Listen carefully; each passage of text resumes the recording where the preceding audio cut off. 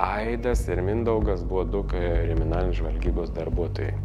Išsikvietė ir žodžiu pasakė, kaip reikia mums, ta prasme, sako, yra čia tokie du pareigūnai iš pirmo sektoriaus perkelti, jie yra mums prisidirbę, jau iš seniai, sako, mums bet kokią kainą reikia, kad jūs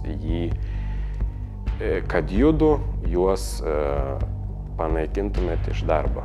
Mums buvo užvesta byla dėl bandymo pabėgti, mes sutikom su jais ir ta byla kažkaip išgaravo greitai. Ta istorija, kur yra su Tomu ir Povilu, jinai yra iš tikrųjų suklastota, jinai yra netiesa.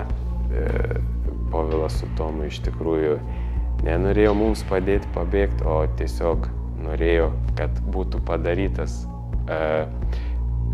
bandymas pabėgti per būtent šitos pareigūnus.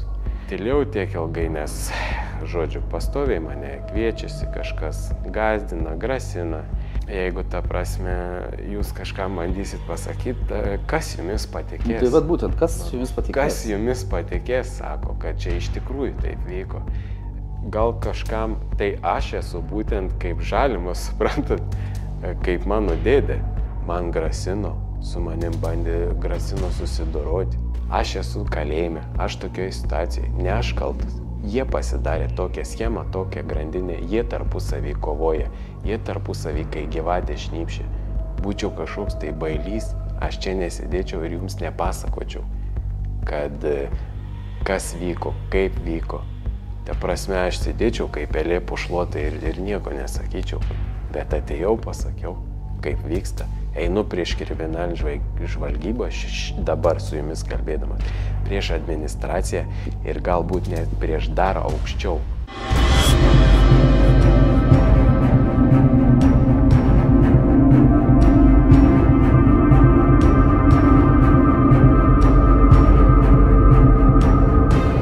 Labą dieną, aš esu Laurynas Vilkas.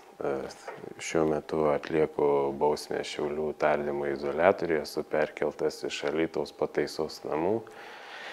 Kadangi ten gavau kamerinio uždaro režimo už paskirtas nuobaudas, tai buvau patalpintas čia į Šiaulių kalėjimo tardymo izoliatorių. Už ką tos nuobaudos?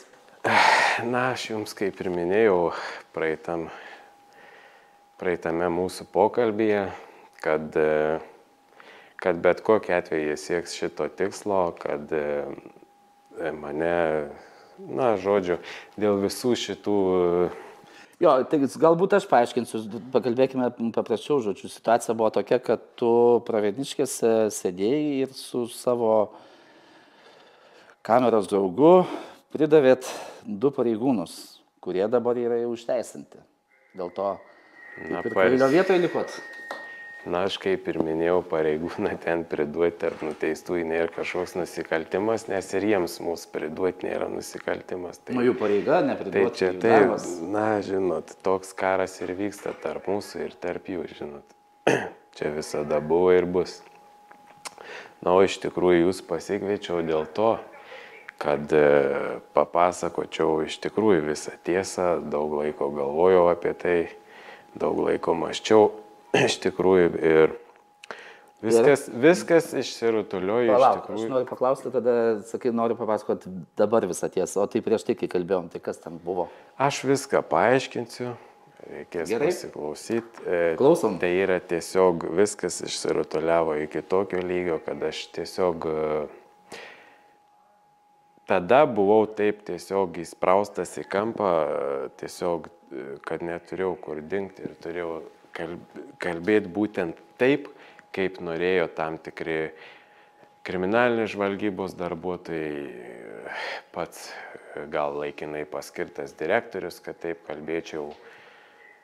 O šią dieną tiesiog viskas dėjo iki to, kad aš tiesiog nebegaliu, ta prasme, su jais toliau taip elgtis ir na gerai, tada aš ir pradėsiu nuo to, tada ir papasakosiu ir viską išrutuliuosiu, kad jūs suprastumėt, kaip viskas vyko iš tiesų.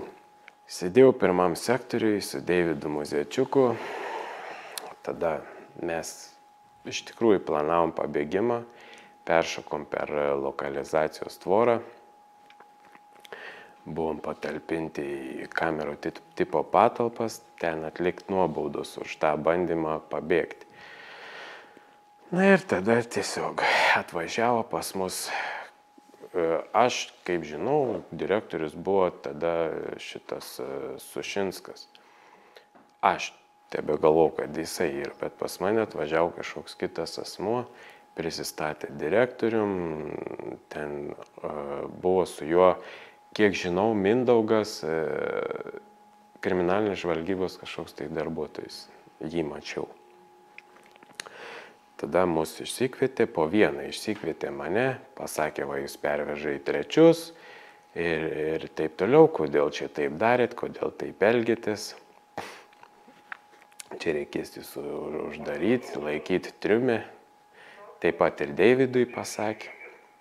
Gerai, mes tada pareinam į kamerą, sėdim kamerui, atvažiuoja konvojus, mus perveža iš 1 sektoriaus į Pravieniškių 3 sektorių. Sėdim kamerų tipų patalpus, bet tada sėdėjom laikinoj. Gavom 30 parų tada už tą pabėgimą. Ir mes sėdim su Deividu, atsidėjom 28 paras, žodžiu, jau į pabaigą. Jo, jau ėjo į pabaigą. Tada išsikvietė Deividą Muzičiuką Šarauskas. Jis jau tuo buvo metu laikinasis kalėjimo direktorius. Jo, paskirtas laikinai, išsikvietė mane po to. Ir kai mane išsikvietė, sako,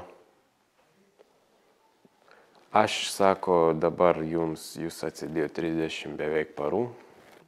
Aš sako, jums pratęsiu dar 30. Jūs, sako, su Deividu aš kalbėjau, sako, jūs mums padarysit vieną dalyką, sako, jei ne, sako, čia visur, ta prasme, su jumis susidoros, laikysiu jūs toliau triume, sako Šarauskas. Na, visi, manau, daug kas žino Šarausko istorijas iš anksčiau, kiek yra buvę žmonių įvelta, kiek yra, apie jį labai gerai atsiliepia nuteistieji. Nenoriu aš toliau pasakoti. Nuteistieji, kai kurie yra turbūt nauji, bet neseni nuteistieji, kurie nieko nežino, niekur nėra dalyvavę ir taip toliau. Tai va. Ir man pasakė tada Šarauskas, atvažiuos mano žmonės, ir jūs tada su jais pasikalbėsit. Sėdėjom, su Deividu laukiam savaitę čia. Atvažiavo jo žmonės, išsikvietė mane ir Deividą. Tai yra Aidas ir Mindaugas buvo 2 kriminalinės žvalgybos darbuotojai. Išsikvietė ir žodžiu pasakė, kaip reikia mums, ta prasme, sako, yra čia tokie 2 pareigūnai iš 1 sektoriaus perkelti, jie yra mums prisidirbę, jau iš seniai. Sako, mums bet kokią kainą reikia, kad judu juos panaikintumėt iš darbo.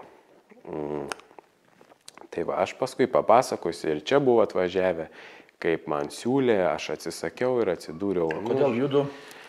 Kodėl ne Petras ir Jonas? Mes pabėgom, tiesiog mes tada buvom jų rankose, suprantat? Jie galėjo mumis pilnai pasinaudoti dėl to, nes mums buvo užvesta byla dėl bandymo pabėgti, mes sutikom su jais ir ta byla kažkaip išgaravo greitai. Ta prasme, buvo ikiteisminis tyrimas nutrauktas, kai mudu su Deividu sutikom viską ir dingo tiesiog, yra visa medžiaga. Aš manau, tikrai yra giliai pasikapšius visi popieriai, visa medžiaga, kaip taip stebuklingai galima būtų nutraukti žmogaus bandymą pabėgti, kur grėsė laisvės atėmimas, o buvo nutraukta byla. Tai čia logiška pamąstant. Ir gerai, tada jie mums papasakoja, kaip reikia elgtis, kaip reikia daryti. Tai va visa ta istorija, kur yra su Tomu ir Povilu, jinai yra iš tikrųjų suklastota. Jinai yra netiesa. Povilas su Tomu iš tikrųjų nenorėjo mums padėti pabėgti, o tiesiog norėjo, kad būtų padarytas bandymas pabėgti per būtent šitos pareigūnus. Tylėjau tiek ilgai, nes, žodžiu, pastoviai mane kviečiasi, kažkas gąsdina, grasina. Esu įtrauktas į tokią, kaip pasakyti, į schemą, iš kurios manęs nebepaleidžia, suprantate, iš tos savo schemos. Jie įtraukė mane į tą schemą ir aš negaliu iš jos išeiti. Gerai, galėsi apie tai pakalbėti paskui, bet dabar vis tiek paaiškink, ta prasme, tai ką tada Tomas su tuo kitu Povilu darė, jie atliko kažkokius veiksmus, kad jūs pabėgtumėt? Paprasčiausiai jie išsikviesdavo Deividą, mes įdėjom, turime 30 parų. Deividas, kadangi rūkydavo, jam duodavo cigarečių, taip toliau. Kas duodavo, Tomas su Povilu? Kodėl duodavo? Ne, Aidas ir Mindaugas, kriminalas žvalgyba. Duodavo jiems tabaką, tam Deividui tabaką, ten cigarečių ir jis sakydavo pastoviai taip Deividui. Kai bus tušti pakeliai, tušti popieriai, neišmes, kad nešk mums, pasakysi, kad čia tau nešė Povilas ir Tomas. Davė tada tokį įrašą, kalbėkit taip, kad užsiveltų bent menkiausias pokalbis, bent kažkas tokio menko, kad gautųsi į mūsų pusę. Gerai, mes, kaip ir sakėm, sutikom, mes viskas tvarkoj.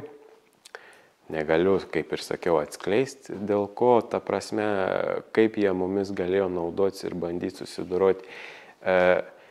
Tačiau jie pastoviai kviesdavosi mane, tikrindavo, kaip aš elgiuosi, mano emocinė būklė, ar ta prasme, čia tikrai su jais taip darau, ar nebandau kažkur nuklysti šoną.